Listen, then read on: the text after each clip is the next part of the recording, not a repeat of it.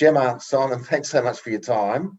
I'm not sure whether to say congratulations on a battling season for the Jets or commiserations, because the season for the Jets didn't go so well. What was your view? Yeah, I think both are probably fair. I thought we had a really strong squad going into the season, so my expectations were a little bit higher than the final outcome for where we finished in the season.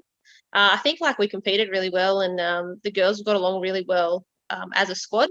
I think we just didn't take advantage of our opportunities earlier on in the season, and then would have made the back end a little bit easier. I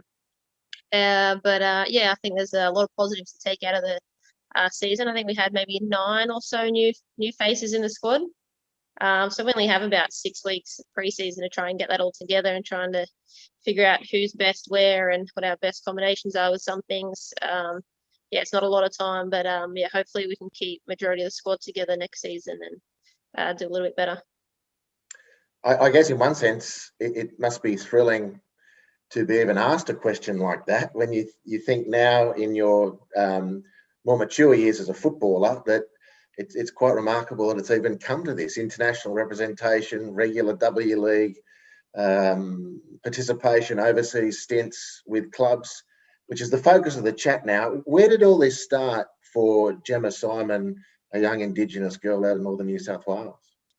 I started playing when I was about 5 years old. I wanted to play rugby league, but because I kind of grew up with all my cousins and playing footy in the backyard, and so I wanted to play league, and my parents said no, I was too small, so they put me into soccer, and then I just kind of fell in love with the game from there. So whereabouts was this? Because all your records that you read about online say born in Armidale, but it sounds as though your initial sporting career as a kid started around Lake Macquarie. Yeah, so I was born in Armidale. I got a lot of family up there still. My mum's from there. We moved down here when I was a baby. I couldn't tell you what age we moved down, but I started playing soccer in Newcastle. So I started playing. The first club I played for was Argenton. And then kind of moved around, played for a few clubs in Newcastle as well. And so your mum's from Armidale. Is that the Indigenous roots of your story? Is that the traditional country to which you refer and engage? Yeah. So my mum, she was from Armidale. She passed I think it was maybe 5 or so years ago. I still got a lot of family up that way, and I was up there on the weekend actually. So it was really good to just kind of get back and connect with the family and just kind of switch off from rehab recovery for now, and So your childhood, your upbringing feels just normal. I mean, you don't think you're anything different. This is the way the Simons live. When you look back on your childhood playing soccer and making your way in Argenton and around Glendale, do you look at it as through Indigenous eyes, as though, yeah, when I look back, we did identify with our Indigenous culture, and that was the sort of life, whatever that means, we were living? Yeah, I guess looking back, I guess you kind of look back at it differently now than I kind of did at the time. I guess growing up playing football and being Indigenous was always the minority. So I guess now I'm quite proud. I'm quite a proud Aboriginal woman, and I guess I wasn't always, in a sense. I guess there were kind of times where you kind of feel out of your comfort zone because you are a little bit different. I grew up with a lot of family. I was fortunate enough to have a lot of support. So for me, it was kind of, I guess, normal.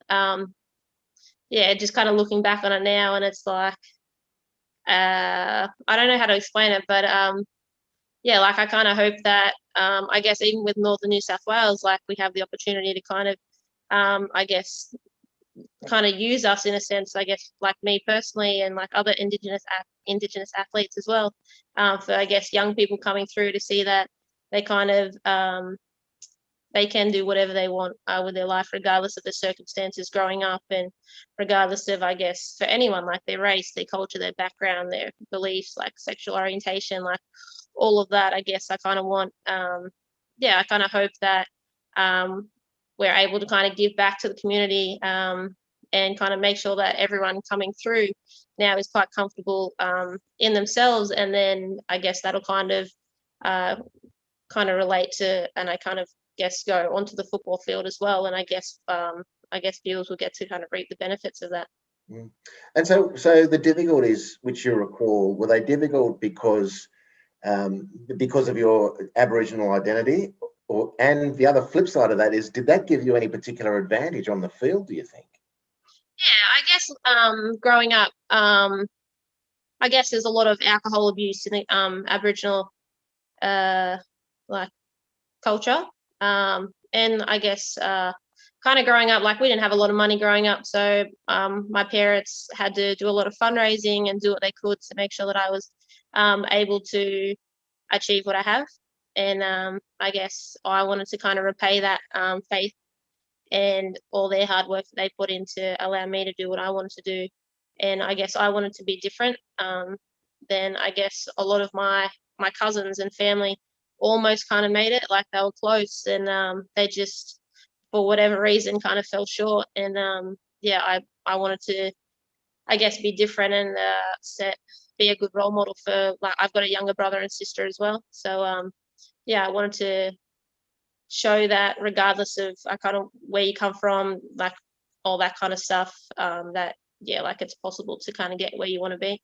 Well, that's a great story. And what's common listening to Indigenous athletes talk about their upbringing is the variations, and it's a person by person story about when they actually really started to feel like they are engaging with their Indigenous culture, when it really became something for them. Was there a moment in your career as an athlete that you can recall that moment occurred for you, or was it a more gradual thing?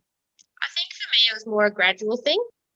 Like I've always been, I guess, surrounded by family, and they've always been so supportive with me that like I've never kind of felt like I've gone without kind of thing. So I don't think it was maybe one moment per se, but I think it was just kind of understanding more about and learning more as I got older about, I guess, the history and the culture, and I guess where my family comes from, and I guess all the kind of hardships they've been through. And I guess I just wanted to make the most out of the opportunity that I have, not only for myself but for others before me that have kind of set this in motion.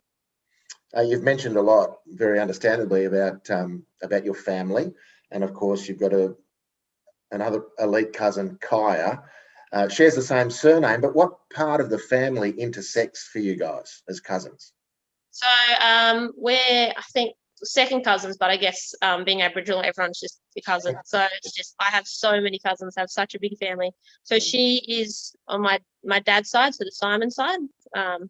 I think her dad and my dad are cousins. So I'm pretty sure that's how it is, how we're connected there.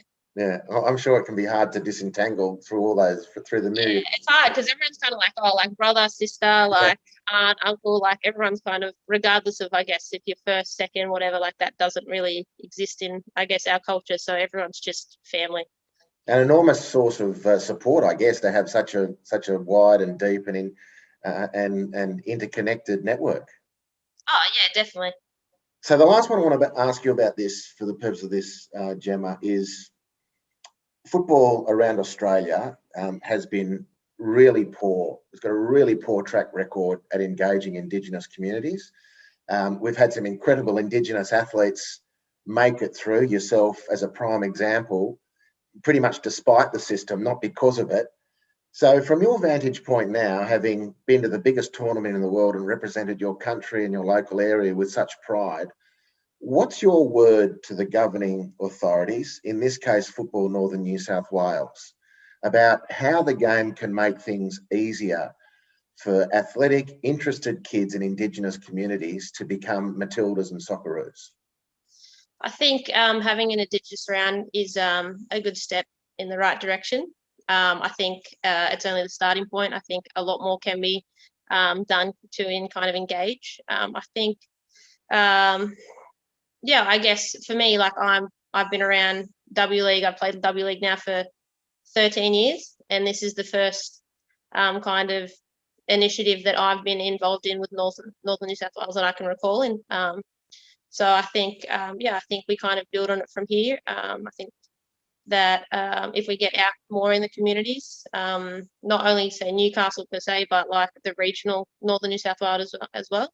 And I'd be more than happy to kind of help out with that side of things. I'd love to get be more engaged with the community. And I guess even for me, like a lot of people are like, oh, like they kind of ask about my background and like, oh, when they find out that I am Indigenous, like it's still kind of a shock to a lot of people that I've known for a long time. And I kind of just hope that, because there's so much natural talent, so many gifted, natural, talented athletes out there, and I think we just need to give them the opportunities and the environment for them to thrive in football. I think some other codes do it a lot better than football does, or soccer does, whatever you want to call it, in Australia.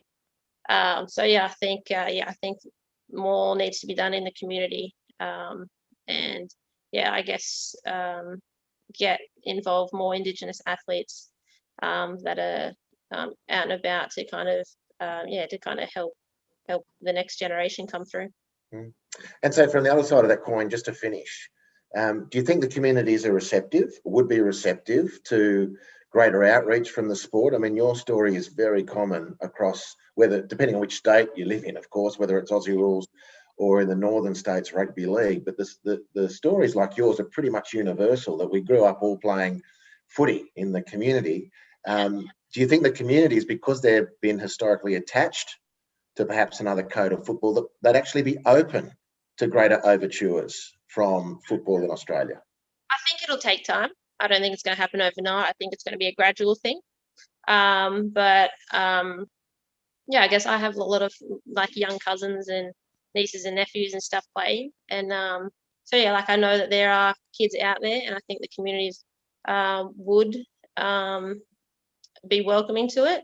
But I think it's just going to take a lot of time, and I don't think it can be like a one-off here and there. I think it needs to be a continuous kind of thing. So it's not kind of like you tick a few boxes and then kind of say that you've done it kind of thing. I think it needs to be an ongoing thing. And I guess you could get the community's thoughts on it as well. I think that's probably a big thing as well, to actually go out and communicate and listen to what they want or what they need, or even talking to kids coming through, because they have a lot of ideas as well. And I think maybe just open that that line of communication, and I think that'll kind of help the game grow as well.